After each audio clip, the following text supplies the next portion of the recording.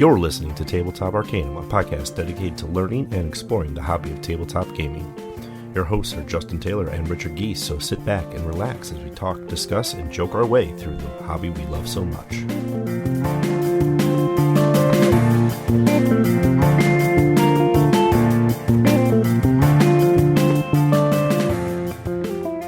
Take part in one of the most famous science fiction stories of all time. In Dune, you will take control of one of the four great factions, House Atreides, House Harkonnen, the Fremen, and the Imperium, all vying for control of the most valuable resource in the universe, melange, a mysterious spice only found at great cost on the planet Dune.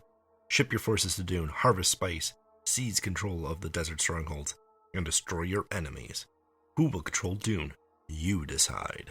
Welcome to Tabletop Arcanum, and this is Justin, and I'm having a review here of Dune, the game of conquest and diplomacy, or I refer to as New Dune, as this is from Gale Force 9. It is put out at a 2 to 4 player count, 30 to 60 minute gameplay time, has an MSRP of $50. Now this is the updated streamlined version of Dune Classic, which was put out by Gale Force 9 a couple years ago, which was a dusted off version of the 40-year-old Dune game. If you are interested in the Dune Classic, we have a review based on that, and if you are interested in a comparison between New Dune and Dune Classic, we have an episode on that as well. So, check those out if you're interested. This is going to be primarily New Dune only material, so let's dive into first looks. It has a small size box, it has the movie art from the new Legendary movie, so it's in line with a lot of what the Legendary game line is, so not only you have New Dune, but you also have Dune Imperium and Dune Betrayal out there as well. So there's a couple games based on this franchise that are hitting the market now. Being said, it does movie art and movie stills throughout the game as far as its cards go. And then its component tray is nice and holds everything in its place. So let's take a look at what Dune Conquest and Diplomacy, or New Dune, does well. This is a modern area control game with some betrayal action going on and plays in that 2 to 4 player range. So one of the things it does well is it keeps the factions relatively balanced against each other, and also in the sense of being able to play an area control game with only 2 players. 2-player variant is interesting because it takes all 4 factions and keeps them in the play, which is a very big plus because as they are reliant on each other, it does make it very interesting. And one of the nice things is those allied forces will have a little bit of extra buff on there and how they work. So the game keeps it very clean on that. The steps and phases throughout the game are relatively straightforward. The rulebook itself is a very streamlined, lovely 15 pages. It takes a relatively high complex strategy game and boils it down into about as streamlined as you can get, and also modernizes some of those. Are all things Dune Classic has going for it.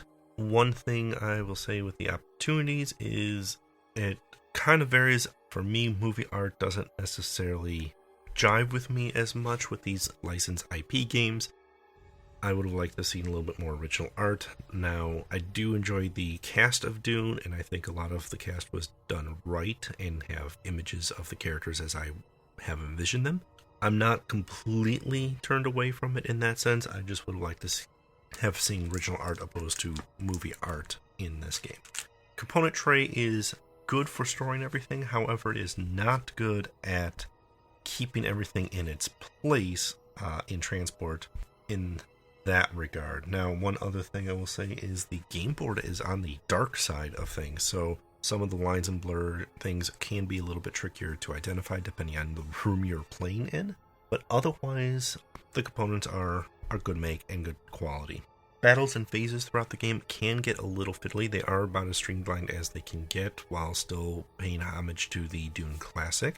However, some of it does not work very well in that sense, and the game does not play very well at a 3-player level. It does well at 4, it does great at 2 because of those 2-player rules. I just don't think it's necessarily the best at a 3-player game. So, to optimize your experience, I would avoid 3-player games in that sense, and typically I would usually recommend against those in most games of this vein anyway, or at least those odd player counts. All in all, for $50, New Dune gives you a great experience and great thematic experience with the Dune franchise. It does a lot in the regards of a high strategy diplomacy style game, and gives you the right amount of components and quality of components for that price tag. If you are looking for a quicker game of Dune or strategy game, I think it does well in that regard, because there's no more than 5 rounds in a game, and you can potentially win between round 3 and 5, depending on your gameplay. So it does keep a little bit on that tighter streamline, and does very well for that. If you are looking for the longer prodding version of this, you would want to go with Dune Classic over Dune. If you don't like games where you can get behind the curve and have a uphill battle the entire game, Dune is not going to be a game for you in that sense. It is also a very competitive game, and will definitely have that trader mechanic, in the sense of you use one of your battle leaders and then they have the trader card, and all of your plans go to dust at that point. So it's not a game for everybody in that sense. If you don't like the high competitive war games, this is definitely one to stay away from, because it doesn't do anything in that vein that would soften that blow for you. This has been Tabletop Arcanum's review of New Dune.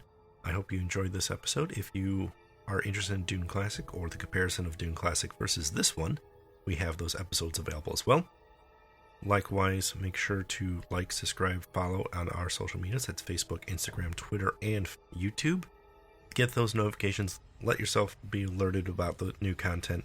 And as always, thanks for listening, and happy gaming.